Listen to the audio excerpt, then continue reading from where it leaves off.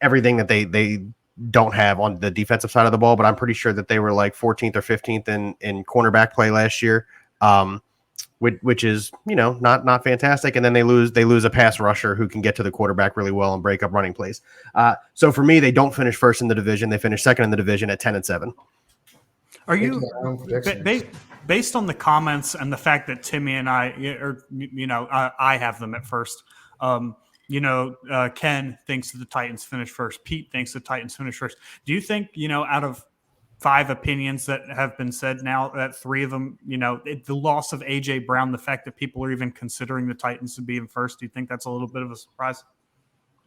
I don't think it's a surprise because the division isn't – the team that I have in first place isn't like running away with the division in any stretch. Let's not say this the team you have in first place. It's a very tiered division. There's 2 halves to this division. It's who's going to finish 3rd and 4th and who's going to finish first. Yeah, that's fair. Yeah. So obviously I have the Colts not running away with the division. So I'm not surprised that people still have the Titans up there, and they're probably basing it on the fact that Ryan Tannehill limped a team into the playoffs with a very good number 1 seed overall. Without any of his starters for a majority of the season. Look, Mike Vrabel's a great coach. He's a defensive-minded coach. He's a great coach. And he's going to continue to win football games. He's going to have, again, another winning season under his belt there with Ryan Tannehill at quarterback. I just think that the additions that the other team, the Colts, have made is what puts them over the hump. I've got nothing against the Titans. I like the Titans this season. I think they make the playoffs. But they, they're just not first in the division. So, having said that, since we're going to save them for last. Ryan wanted to save them for last. So, we'll go back to the Colts. On the Houston Texans. Ryan this time first. Fire away, buddy. Oh, no, he's got a dog problem. Yep, Timmy. Yep, you picked worst. I got no problem. Timmy, fire away with the Texans. Oh, wait, who'd we say we were saving for last? I didn't say save anybody for last. Do that shit in order. All right, fine. Do that thing in order. Absolutely. Let's go to the Colts. Ryan, let Timmy go first and tell us why the Colts are first in the division. All right, that's fine. So they signed Matt Ryan this year. He's a better quarterback than Carson Wentz, in my opinion. Accuracy wise. Matt Ryan was ranked 8th in accuracy wise last year, while Carson Wentz. Yeah, because I was ranked first. Don't get me confused with him.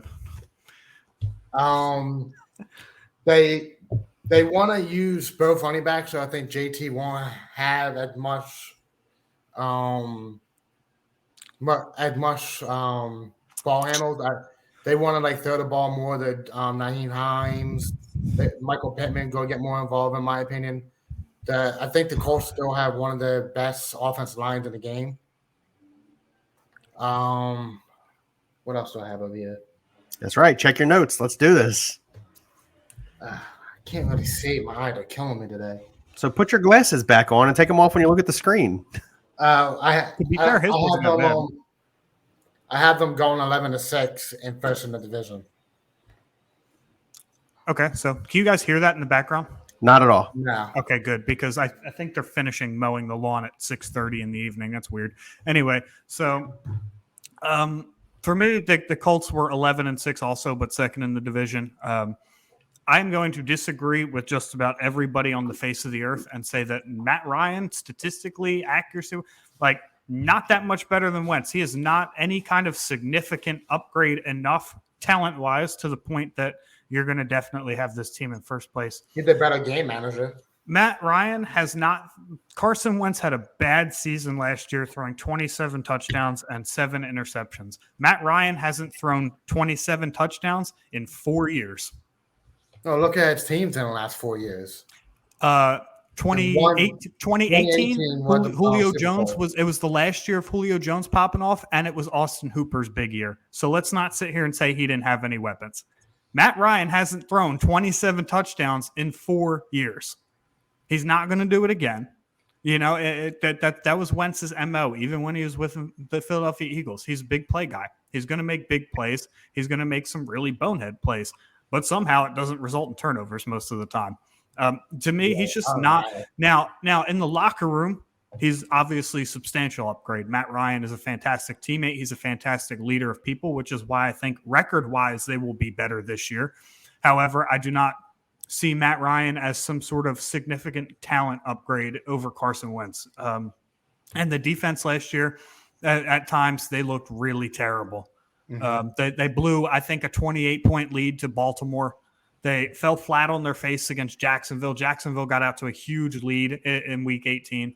The defense is a little suspect, so I think maybe they'll play a little bit better. Maybe I don't know. I just don't see them being in first place. To me, they didn't make enough of an upgrade in the right spots. Carson Wentz was not the issue with the Colts last year in terms of, maybe why they didn't make the playoffs. He might have had a hand in it, but as far as I've seen people talk about the Colts are Super Bowl contenders now because Matt Ryan's there, and that's a laughable statement. Matt Ryan is a shell of what he used to be, and he's not going to produce any sort of, relevancy to the Colts outside of maybe making a playoff berth.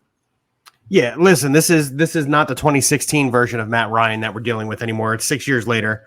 So I agree with Ryan in the sense that on the field, Matt Ryan, in terms of talent, is not a significant upgrade over Carson Wentz. However, I think that not enough credit is given to the kind of locker room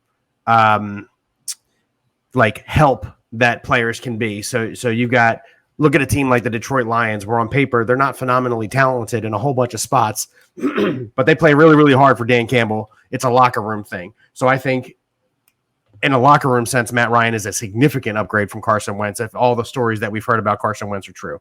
And I mean, at this point, we have to assume they are. He's been bolted from Philly and now Indianapolis, and Indianapolis only took him one season. And we all saw the reports from Jim Irsay and the general manager over there that said that even if they had made the playoffs with Carson Wentz, he was out. There was a locker room dispute. He was not the quarterback that they thought he was going to be inside the locker room. And Matt Ryan appears to be that kind of quarterback. And as such, they will win games around Matt Ryan for Matt Ryan. And I firmly believe that. So I do have them at 11-6 with Ryan and Tim. And I have them winning the division at 11-6. Yeah, their defense was not phenomenal last year. They made plays when they really needed to, except for down the stretch. And part of that was Carson Wentz turning the ball over 5 times in 2 games. When you're on the field a significant amount of time more than you're used to, you're going to have problems. It's just going to happen. But Pittman and Pierce and Campbell are going to benefit from Matt Ryan being on the field. He's a little bit more of a gunslinger type quarterback than Carson Wentz was, and I think that's going to benefit the wide receivers significantly. As Timmy already pointed out, Hines is going to be added into the slot position sometimes as a running back to create a little bit of space against that slot corner. I don't buy that news one bit, but that's just me. If it happens, that's good for Hines. If not, then JT is still on the team. That's kind of where I think this is going. I mean, it's going to be the Jonathan Taylor show. I mean, for years we've heard, there's nothing wrong with that. There's nothing wrong with having a team built around that. Yeah, for years we've heard, backup good pass catching running backs are going to play in the slot, and it never happens. So I'll believe it when I see it. Now, Frank Reich is a little bit unorthodox in the sense that he will do that. I mean, Corey Clement in the Super Bowl was running slot routes for the Eagles, and look where Corey Clement is now.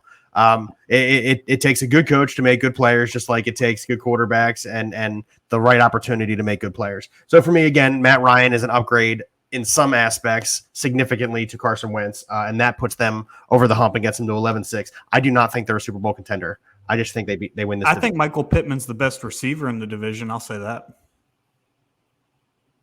Brandon Cooks, then Robert Woods after that. Yes. Yeah, you're right. Yeah, I would agree with that. Yeah. All right. Any more to add on the Indianapolis Colts? No. I mean, Jonathan Taylor show with a little bit of Matt Ryan sprinkled in. Yeah. I mean, we all agree there. Yeah. Let's move on to the Texans. I want to do the Jaguars last. So let's move on to the Texans. Ryan, I'm going to give you free reign with the Texans for a few minutes here and fire away, buddy. 4-13, I think they go in last.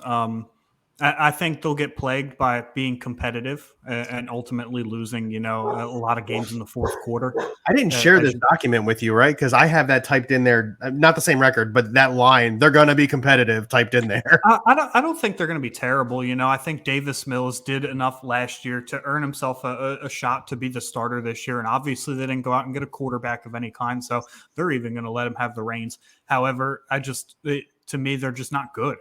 They're not good enough anywhere. Yeah, everybody's all over the Dameon Pierce hype train right now. He looks fantastic in preseason games and in training camp. He has not stepped foot on an NFL field in the regular season yet. And to be honest, I'm not 100% convinced he's going to be the starter or have a starter workload just yet. Me neither. Marlon Mack also looked very good last night. He had 10 carries for 55 yards. So it's 5.5 yards per carry for those of you who can't do math. I mean, it sounds like they can actually run the ball now. If they can actually run the ball and open up the offense a little bit, that's a little bit different. However, I just don't see them being able to do that regularly with any sort of consistency. Their defense didn't get hardly any better. I mean, John Mechie, who they drafted in the 3rd round, God bless his soul, he's out for the season with leukemia. Hopefully they make a quick recovery. He makes a quick recovery and we see him next year. However, to me, the Texans just didn't make enough upgrades in all the right spots, and they got some work to do. I think easily they're the worst team in this division, 4-13, but I don't think that they, get blown out every game. I don't think that they're that bad. Tim? Well, I agree with Ryan. I think they're going to be last in the division, but I had them at 5-12, same area basically. But David Mills, not even David Mills, they played decent football last year at the end of the season. They lost a couple close games at the end. Brandon Cooks is always going to be better. I looked at myself, see if I was on mute. Yeah, we can hear you. Keep going. That'd have been pretty funny if you were on mute. That's what it is. But it looks like they're trying to be a run-first offense because they really didn't add no weapons at wide receivers. They have the draft picks now from training Deshaun Watson to go get someone, but they didn't. They got the cap space to go get someone, and they didn't. So maybe they're in rebuild mode, and they're going to draft a better quarterback this year with one of the high picks. But I have them at 5-12 last in the division, like Ryan. Okay. I don't dislike your 5-12. However, I don't agree with it. I've got the Texans at 6-11. Pierce has looked good. Mack has looked good. Mills has even shown flashes of looking really good. And listen, like I said, when Ryan was already saying it they're going to be competitive. They're going to compete in this division. This division's not going to run away from them in any specific game. They are going to compete. However, I just think that they are overmatched as a whole. As Timmy pointed out, Brandon Cooks is Brandon Cooks, and he's going to do Brandon Cooks things. And he and Davis Mills showed a real strong connection. Thank you. Sorry. And I think it's going to continue. I don't see why it would go down in any way, shape, or form. As Timmy also pointed out, they have the draft capital if Davis Mills doesn't perform this year to go out and get his replacement. And absolutely, I think they will if and when he doesn't perform. But I don't think they lose this many games strictly because of Davis Mills. I think they're just outmatched overall. And they're in a complete rebuild. I think Lovie Smith knows it. I think the Texans organization knows it. And it's just where they are. So like I said, I've got them at 6-11, also finishing 4th in the division.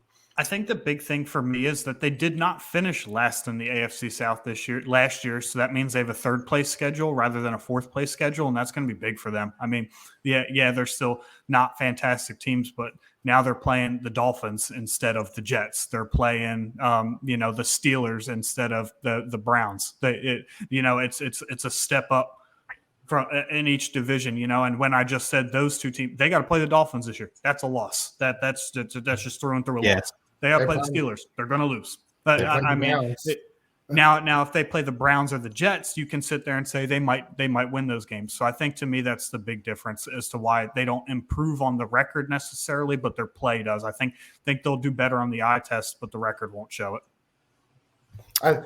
So I think it's a big year for David Mills to prove that he can do something with the crappy team they have now. If he does something with the people they have now, they're going to keep him, in my opinion. It would be awesome. It would be awesome if Davis Mills does perform really well this season because of how much draft capital they have. If they don't have to spend any of it on a quarterback, imagine how good they can make the supporting cast around Davis Mills. I think that's the big thing too, is Davis Mills doesn't have the draft capital to support himself. You look at 1st-round quarterbacks, even 2nd-round quarterbacks, they're kind of given multiple chances, whereas Davis Mills is neither one of those. So for him, this is a big year in the sense that if he doesn't play, they will go out and replace him. Okay. While Ryan deals with the dog issue down there in South Carolina, or up there for me in South Carolina, down there for Timmy. Let's move on to our next